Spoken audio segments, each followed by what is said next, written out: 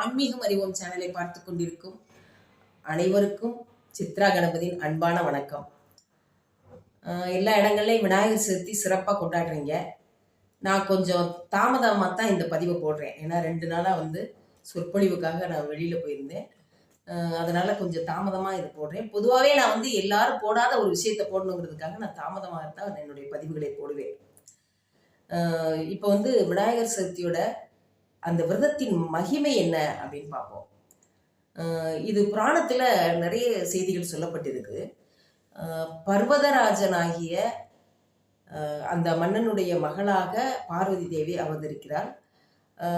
அவள் ஒரு முறை ஈசனை நினைத்து ஈசனை அடைய வேண்டும் என்பதற்காக தவம் இருக்கிறாள். அவள் கேட்குறா தன்னோட அப்பாட்ட, எந்த விரதத்தை மேற்கொண்டால் நான் ஈசனை அடைய முடியும் அப்படின்னு கேட்குறா. அதுக்கு பர்வதராஜன் சொல்கிறான், விநாயகர் சதுர்த்தி விரதம் இருந்தால் நாம் நினைத்த எல்லா காரியமும் கைகூடும் அப்படின்னு சொல்கிறான். உடனே அவன் கேட்குறா, விநாயகர் என்னுடைய பிள்ளை, நான் எப்படி பிள்ளையை நினச்சி நான் விரதம் இருக்கிறது அப்படின்னு. அப்போது பர்வதராஜன் சொல்கிறான்,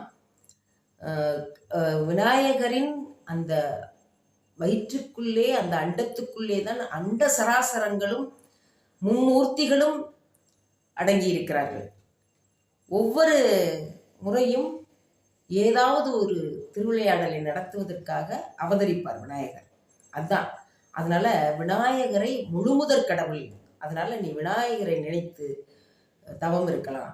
இதுக்கு ஒரு உதாரணம் நான் சொல்றேன். ஒரு முறை ஈசனும் முருகப்பெருமானும் பேசுகிறாங்க. எப்படின்னா, முருகன் சிவனிடம் கேட்கிற போது, நான் என்ன விரதம் உலகத்திலேயே மிகச்சிறந்த விரதம் எது அப்படின்னு கேட்குற போது, விநாயகர் சதுர்த்தி விரதம் தான் ரொம்ப முக்கியமானதுன்னு சொல்றாரு.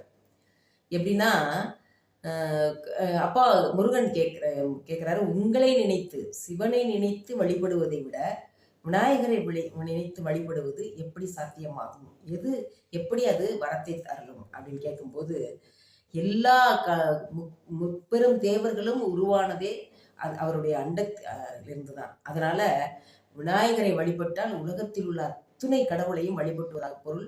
அதனால முருகனை இடம் சொல்றாரு, நீ விநாயகர் சதுர்த்தி விரதத்தை இருக்க வேண்டும் என்று. அதனால ஈசனா வழிபடக்கூடிய இடத்திலே வைத்து முழுமுதற்கடவுளான விநாயகரை நாம் வழிபட்டோம் என்று சொன்னால் சதுர்த்தி விரதத்திற்கு மிகப்பெரிய சக்தி உண்டு.